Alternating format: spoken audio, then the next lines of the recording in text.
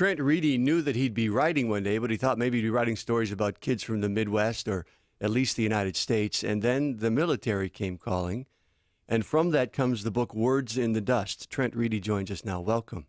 Thank you. Good morning. Tell me about that. I mean, the idea, you long had planned to be a writer. Yeah, I always wanted to write since I was a little kid. You know, I would be at the lunch table with my friends, you know, in elementary school and tell these long, ridiculous stories. You know, went to college to major in English and wanted to write. And so when I was called to the war, when the Iowa Army National Guard called me up, said I was going to Afghanistan, I thought that this would be a huge interruption in my writing plans and my writing career, and I was sort of upset about that at first, and I had no idea that this was the material that I needed. And so you were called up with the Iowa National Guard, and then did you go full-time Army as well? No, I only served full-time for the year. For okay, my tour. and they put you on a peacekeeping mission when you were there. Absolutely. Which you weren't happy about at first. No, this is always kind of hard for me to talk about because I'm really ashamed now. I had a lot of bad thoughts. When I arrived in Afghanistan and they told me my mission was to assist in reconstruction and to help the Afghans, I was really upset because I was angry about September 11th, and I made the foolish mistake of blaming all of the Afghans. But, you know, I was there for a while, and you can't keep the anger up that long because you see these little kids and who have so little. I was on guard duty one day, and across the street there's this little boy, and he's pulling a shoebox with a piece of yarn like it's a car, and the little girl with him was just pulling a piece of yarn. She didn't even have the box, and I had to admit, you know, these kids aren't the enemy. They're more of a victim of the Taliban and Al-Qaeda than I would ever be. So after that, I really took the peacekeeping mission to heart. Now, you say that you were shamed by your first thoughts, and I can see in your face, and even now, that it still is painful for you. Yeah, I mean, it's uncomfortable, and you know, and so I guess that's what I hope Words in the Dust can maybe help with, right? Because it took me getting to know Afghans personally, right? Getting to know what their lives are like and what they're up against to realize that, you know, they're just like us. You know, they want the same things, just to live in peace with the people they care about, right, and to pursue their own destinies. You call it a great nation. It is fantastic. I owe my life to good Afghan people many times over. They were, I mean, I'm in their town with a gun, you know, with a squad of well-armed men, and they were really welcoming, you know. And so we took it upon ourselves to be very careful to be as respectful as we could, right? Both to, you know, just to foster better relations for our safety, but also, you know, just to help things stay peaceful. Why fight if you don't have to? You in the book is the story of this girl. It's pronounced Zukaila. It's actually closer to something like Zuleika. Zuleika. Okay. I can't say it that way. I usually say Zuleika. You did. Okay, you did. But and who has a cleft lip. Yeah. And so this is her story. It's the story of the U.S. soldiers coming into her village and eventually helping her get surgery to repair her cleft lip. It's about a lot of things, but that's the central theme. And there's some truth behind that story. Yeah, we were, my squad was on a mission one day to this small village. So we'd roll into these villages and meet with the elders, people who were in charge there, and see if we could help. See, you know, can we get them a school? Can we help out their well? What can we do? And we found this girl with this cleft lip, and it was disturbing to look at. I mean, she was maybe like 11 years old, mm-hmm. and her teeth stuck straight out. And this is a huge problem for eating, for speaking. And it's just, you know, just the way she kept covering her face. And lots of Afghan girls cover their faces, but she was covering it differently, and she was a little too young to be covering up like the older women will. And we knew we had to help her out, but it wasn't really a sort of an official mission. So we pooled our money together to pay for her transportation to our main air base, where this Army doctor got her surgery. You and some of your fellow soldiers pooled your own money together. Yeah. To fly her to the base. We had to, you know, it's like, we're supposed to be the toughest army in the world. This is an easy surgery. You know, if we can't help this girl, what good are we?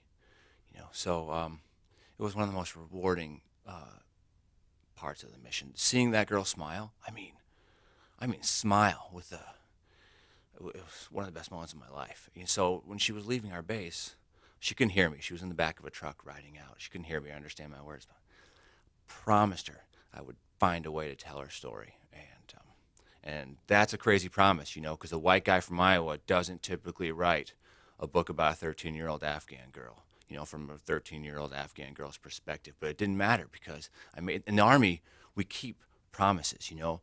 I promise I'm going to cover this sector. You promise you're going to cover that. And I'm not going to turn around, you know, and let you down. So, you know, no matter how many rejection letters came in or how many people said, you're a white guy from Iowa, you're not writing this book. It didn't matter. I had to keep that promise to that girl. Nothing else mattered. So here you are, a young man going to Afghanistan in the hopes of killing people. Yeah. And then you leave. You're transformed, weren't you?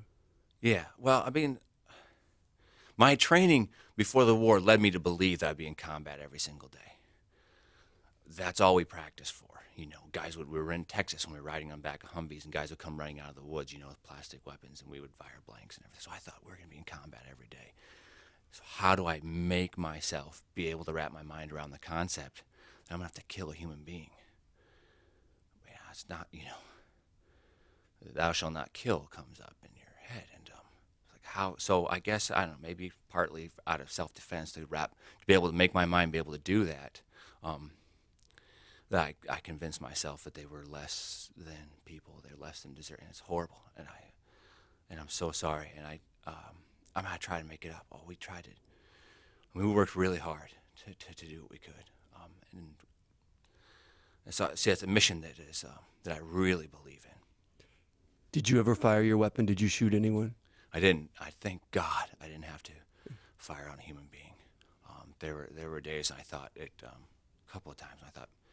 Maybe one day we were concerned that the Taliban were close, and so we had to clear the roofs near we were renting an Afghan house when we first arrived. The Afghan house that Zuleika and her family lives in is basically the house that we were living in. It's just an Afghan house on the street because they were still building our base outside of town, and there was machine gun fire close by. So we went to the roof, and they live on the roofs. The roofs are flat. So this kid keeps coming up and he's waving, and I'm yelling at him to get off the roof because if the Taliban come behind him, and then he's going to be in the way. Get off the roof, and he won't get off the roof. And I couldn't tell him how to get off the roof, so I had to put my weapon at him. It's a horrible thing, but you know, for his safety, I'm like, you have to get off the roof, get out of the way.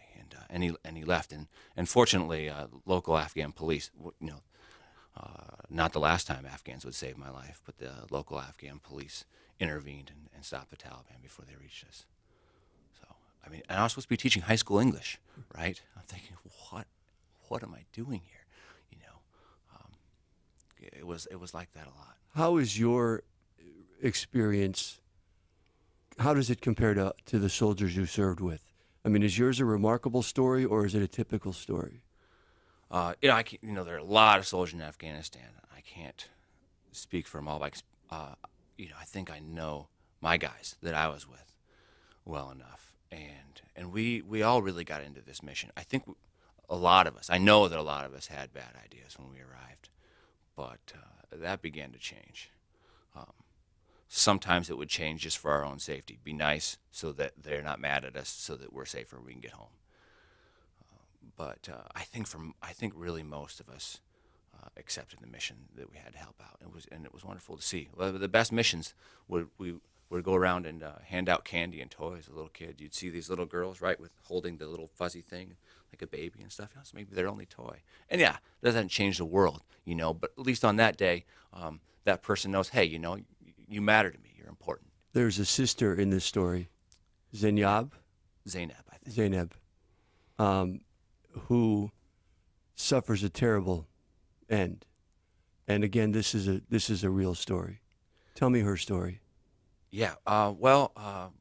There was one night when my squad was called out to go to escort the medics. I was providing security for these soldiers who were helping out. My squad was called out to provide security for the medics, and they were going to the local hospital. I call it a hospital. I mean, it's a large brick building. There weren't even screens on the windows.